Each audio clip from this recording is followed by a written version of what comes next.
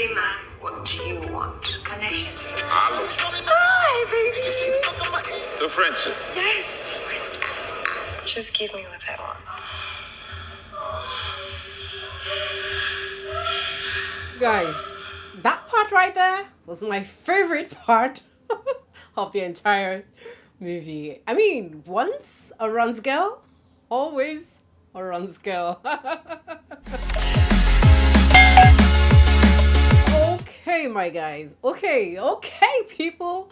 We're talking about the Glamour Girls. Guys, this is a special one.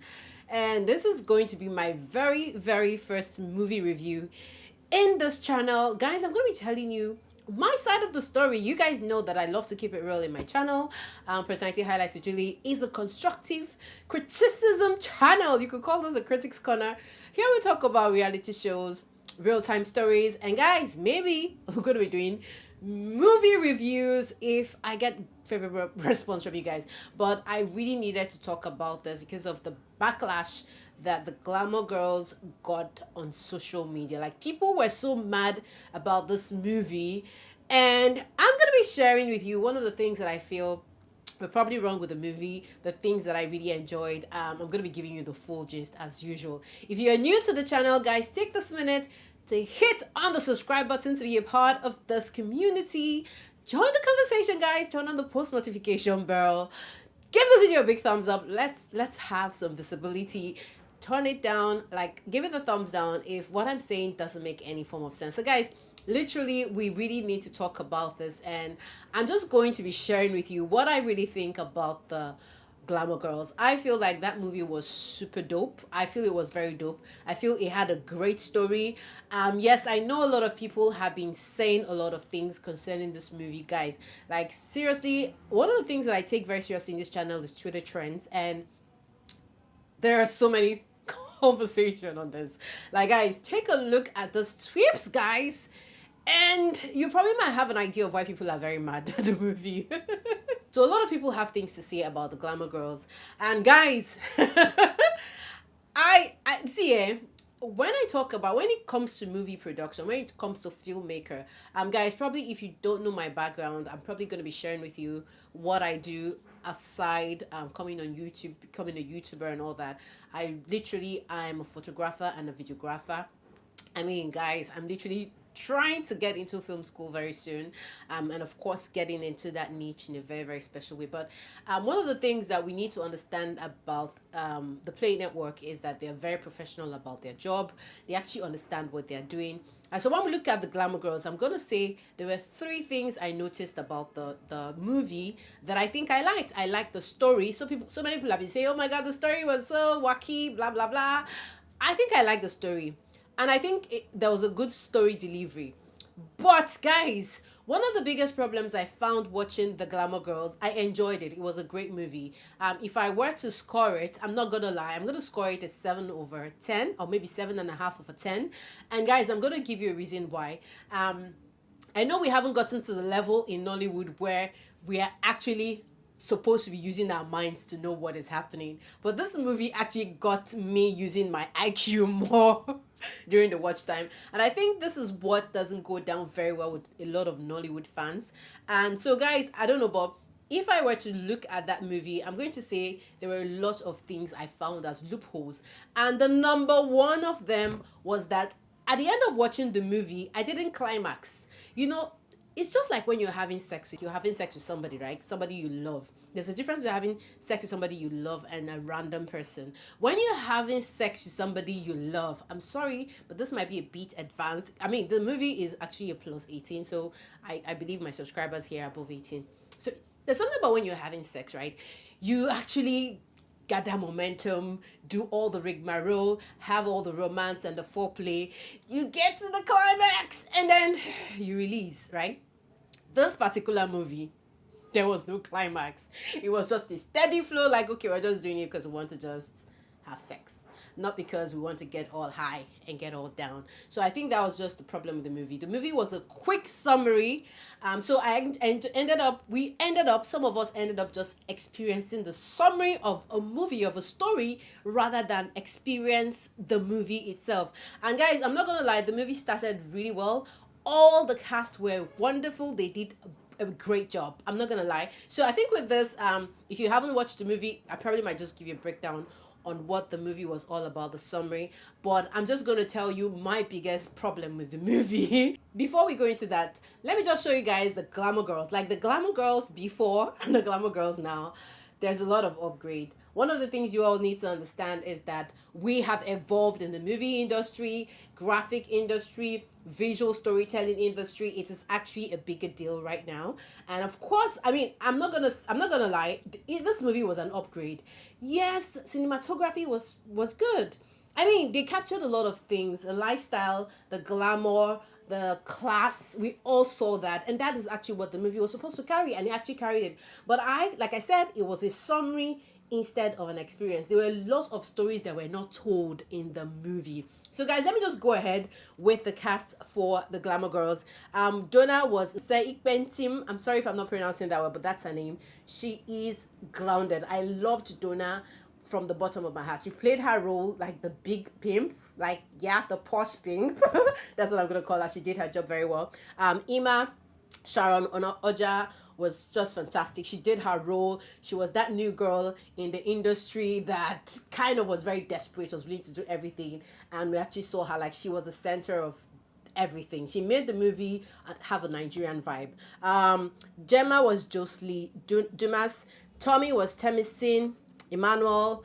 Lois was Tokema Kinwa. Zeribe was Ames Gadina. Kenneth was Jamil Ibrahim. Alexander was Chugs Links. Esse was Prince Bucci. Shagan was Femi Branch. Aaron was Uzo Urukwe. Chief Nem. I mean, isn't Chief Nkem? Chief Nkem was Ejike Asiegbu, and I literally didn't even know it was him. Like, that guy seriously aged well. So Thelma was Noli Nwachukwu. I mean, this were like more of the faces that we saw there. So the summary of the movie was, this is like, I mean, a pimp establishment. We actually saw Sharon Onoja. We actually saw Emanuela. She was working in the strippers club, and that was the very first movie scene we saw. And after the whole thing, this guy was leaving, and he was like, you know what, I can't find my ring. And then the bodyguard decided to go look for the ring, and the person who was called as a dancer was Emanuela, and then he did something with his fast fingers and somehow searched her and found the missing ring. So we didn't know whether the ring was stolen by Sharon, or if it was by Sharon, or if it was a setup, and eventually that was just the whole thing. Now, I like the fact that it was a suspense. We had no idea what was happening. We had to think. So I felt like, yes, Nollywood upgraded into the mastermind game, where we had to bring our minds into like watching the movie and understanding what was going on. Now, I really did enjoy that, and even to the part where Emanuela actually now saw this guy. So afterwards, because of that, Emanuela was sacked from her job because she had stolen, and then she started looking for jobs. So the first time she was meeting Donna was when she decided to go with some of her friends to Donna's establishment to look for like another Olosho work. In Nigeria, we call it Olosho. So they were prostitutes anyway, and they just, hook up. So basically, Donna like kind of shooed them away. Cheap perfume, they weren't up to the standard that she required, and Sharon wasn't having it. She had to come back, showed her CV, stripped, talked about the places she had worked, and voila, she got the job. So she got pimped up. It was just an amazing, I mean, it was pretty amazing. So Donna was the posh pimp. Emma was Sharon, Gemma was Jocelyn. Tommy was, of course, assistant pimp. I really Temison like did so much. I loved his part in the game. So at the end of the day, they pimped them, and then it was more like they had a 4-woman empire. That were the real girls. We didn't see more girls. I would have loved us to see more girls. We didn't see more girls. So at the end of the day, Emanuela got into the high places. She actually found herself, rolling with this guy who, like, when she finally saw this guy that has set her up, just because she was able to realize that this guy was the one who set her up, she didn't steal, she cursed him out. And at the end of the day, he was like, okay, you know what? I'm going to reward you. I'm going to, pay you back for what I did to you. So I'm going to introduce you. So this first night, that they were supposed to, you know okay, guys, I'm forgetting the story part. Now there was another lady called Gemma used to work with Donna. They actually started the whole thing, and somehow somehow she got out of the job. I think she fell in love with somebody, and that was breaking the rules according to Donna. She fell in love, she probably got married and left the olosho work, so prostitution work, like the hookup work. And so I think she was having challenges. I mean, literally, after Emanuela had actually had her interview, and she was promised that she was going to be called back. She literally had a lot of struggle when she got back home, and then she just woke up one day, dressed up, and decided to go visit Donna. So the day she got to visit Donna, I think she was sent out, and she stood outside waiting, and then behold, Gemma was there. And Gemma was like, are you working in there? I said, yeah. She was looking for a job, something. And Gemma was like, you don't need to work with Donna and all that. And somehow Emanuela persuaded Gemma to help her get in. They got in. Gemma went in to see Donna, and the conversation was, you know what, I want to sell my property. Things are not working fine. Donna offered Gemma a job, and the job was coming back to sleep with men so she could get paid and get all the money she wanted. She refused. She walked out. Fortunately for Emanuela, she was seen as a replacement for Gemma, and Donna employed her, like got her into the hookup channel. And so that was where the high style life started. So basically, the summary of the whole thing was the first night, Gemma and Emanuela met, and then at the end of the day, they were supposed to hang out with the guys that Chief had brought for them to entertain. Somehow, some cool guy, Gemma, linked up with Gemma, felt like she was different and all. She was really looking hot, like she was really hot. So somehow she got this guy, and then it was just Emanuela trying to hook up. And then that was when this old friend turned up and decided to repay Emanuela by introducing her to the boss. So that was basically the connect. Now, guys, the problem I had with that story was it was fantastic. So at the end of the day, they got into a big trouble.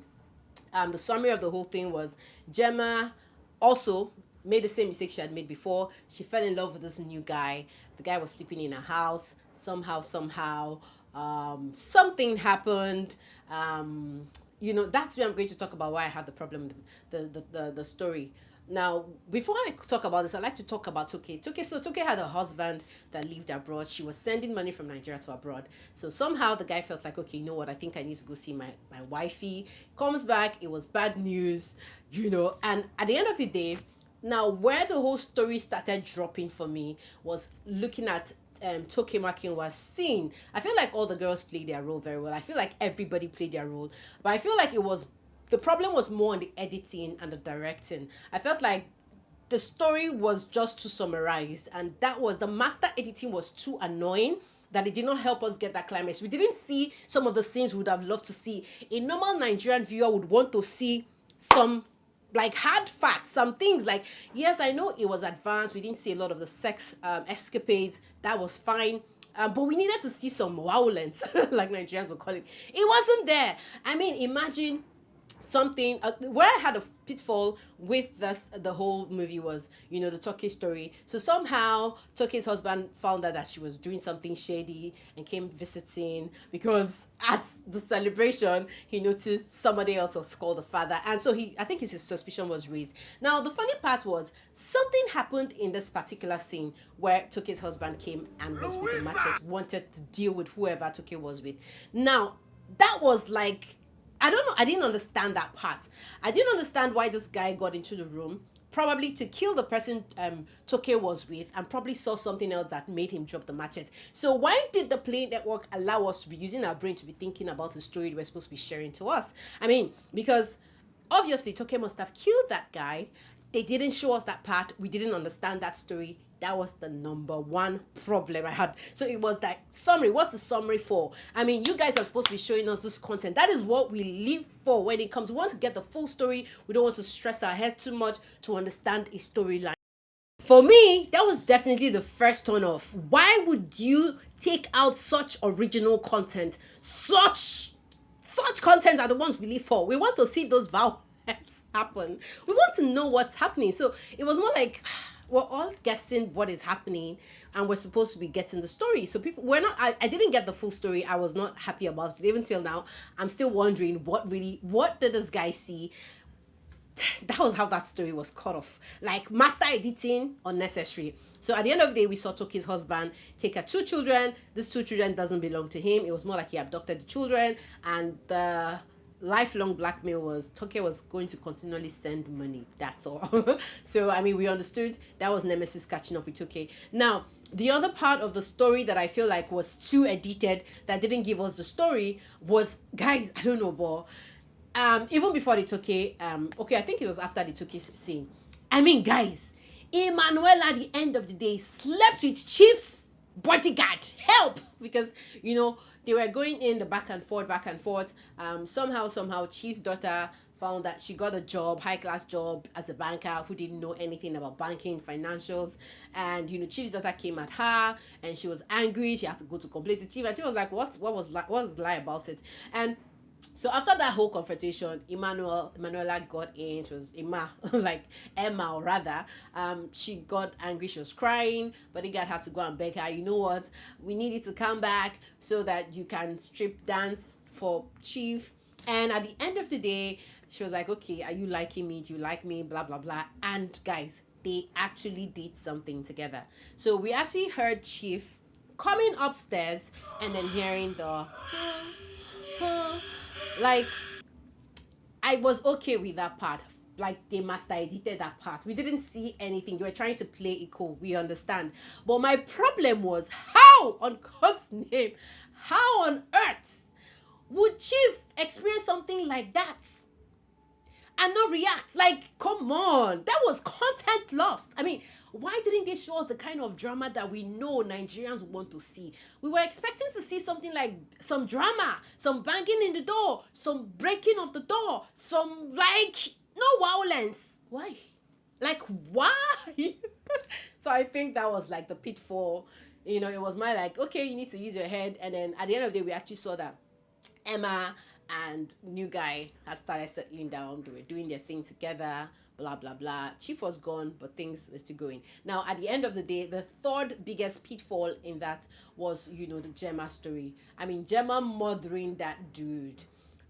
I mean, okay, now I didn't even understand what happened because they both were sleeping in the same bed, right? And at the end of the day, she went to bed. This guy later told her that he was an accountant that was keeping money for a lot of billionaires.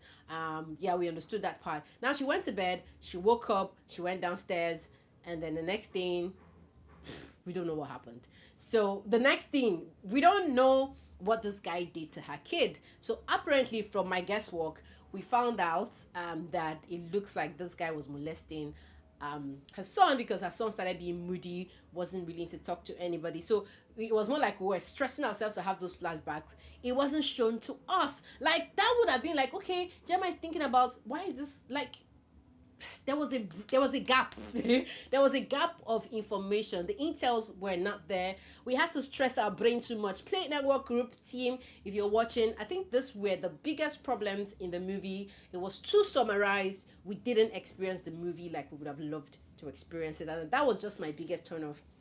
I mean, we would have seen the child wake up with fear. I mean, even if they wanted to not show that part, we would have seen like a clip of that child waking up with fear, or with footsteps of the guy leaving, sticking out of bed, footsteps of him entering the room, footsteps of, like, so that we can even use our imagination well. Like, it was so overwhelming to think it all through alone, and you're watching a movie that's supposed to be showing those highlights. Like, hi, no way.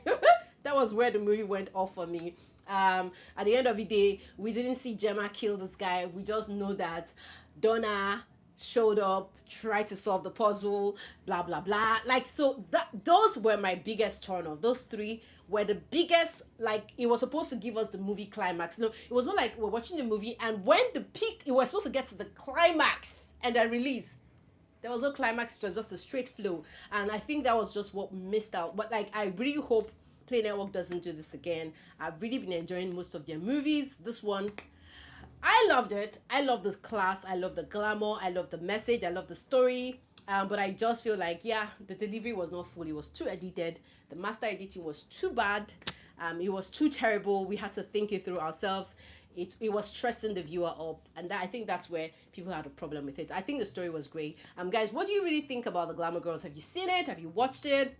But guys, the only thing I know is at the end of the day, people are saying, okay, you guys are what morals are you sharing? Are you sharing the moral that people should now become a low show? Are you now sharing that people need to go and get big bum bum to start doing hookup business? Are you promoting hookup business and prostitution in Nigeria? And I'm like, no, you guys get to understand it. This is the storyline of that movie. The only thing, like, it made a lot of sense that this movie had to end that way. And guys, I'm not gonna lie, the ending part of it was my favorite part, because that part was where at the end of the day, these guys were able to like dispose this guy they had killed.